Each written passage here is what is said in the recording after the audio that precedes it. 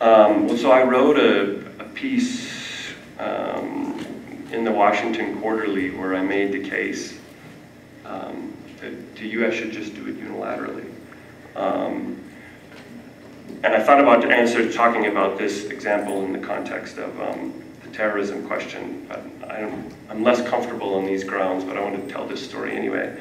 I can't remember the name of this economist. She's at Georgetown. She wrote a book called Travels of a T-shirt that came out in 03 or 04, which was the story of globalization through the construction of a T-shirt from the cotton fields in North Texas and dyes to getting aggregated and put together in China. And she had a very interesting story about the conversations that emerged between Musharraf and the Bush administration in the 2 weeks following September 11th, when the United States is pressing Pakistan to sign on in the coalition of the willing against the war on terrorism and go to war in Afghanistan.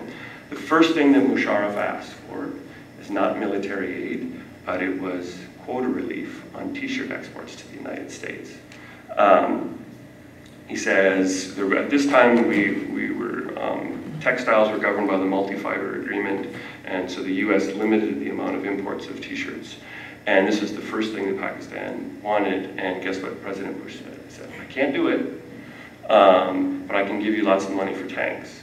He couldn't do it because of Jim DeMint, who was at that time in the House, and he was holding up fast-track authority that then Bush used to sign free trade agreements.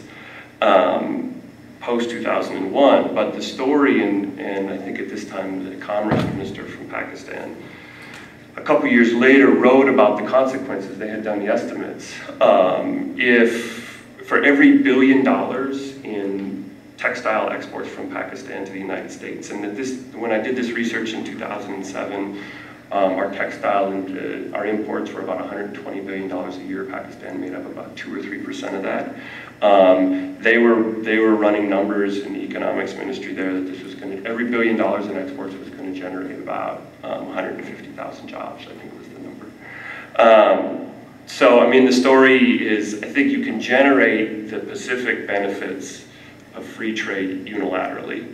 And I think, also thinking, going back to the democratic piece, I think this is a stronger mechanism for building common interests among societies. I mean, this is one of the dirty secrets about democracy is having democratic institutions shapes the process by which a social choice is made within a political system, but it doesn't shape the outputs, right? It doesn't guarantee the outputs. And the Bush administration learned this in the Palestinian elections of, what, 04, 05. And so I think free trade is a better device to build common interests among states. The question of whether free trade promotes peace is far, far from being settled.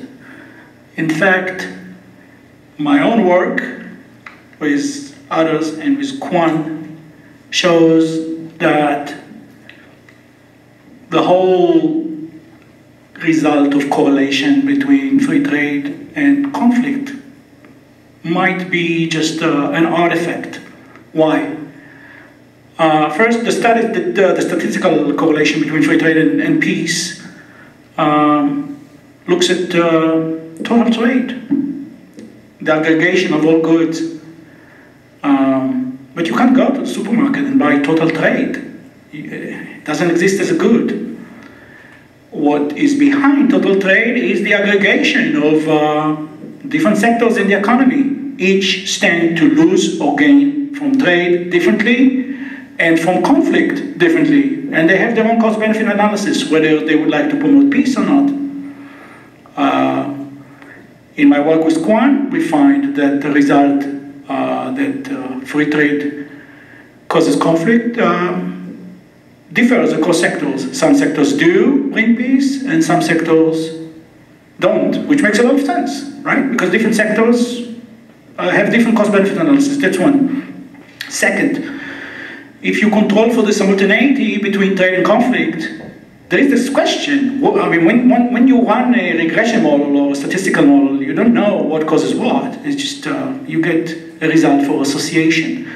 The argument for trade brings peace rests, in fact, on the reverse causality, because conflict, the argument goes, is not profitable. This in itself is debatable, right? I mean, profit, people, otherwise countries would not go to fight to begin with, right? They expect to gain. But nevertheless, let's keep what's called the liberal argument. Take it at face value. So trade brings peace because the conflict reduces trade, which is an economic cost. Well, this argument then suggests simultaneity. You need to run several equations at the same time. One of them, trade as a dependent variable, the other one is conflict dependent variables. Once you do that, the pacifying effect of conflict on trade disappears. The pacifying effect of trade on conflict disappears. The results that trade brings peace comes from the same model that was put together, basically the same model that was put together by one of the greatest political scientists that we have, Bruce Russett, from Yale. He is a liberal, he believes in commerce and peace and democracy, and that's fine.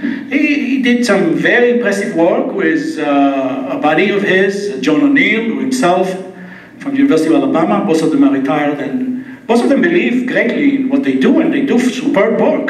But once you take the work and you say, okay, let me change the specification, let me do it with disaggregated trade, let me control the simultaneity, the results go away. And so if there's one thing that I would urge you not to take out of the discussion is that for sure thing that free trade brings peace, okay? That's the last thing, free trade and capitalism, two different things.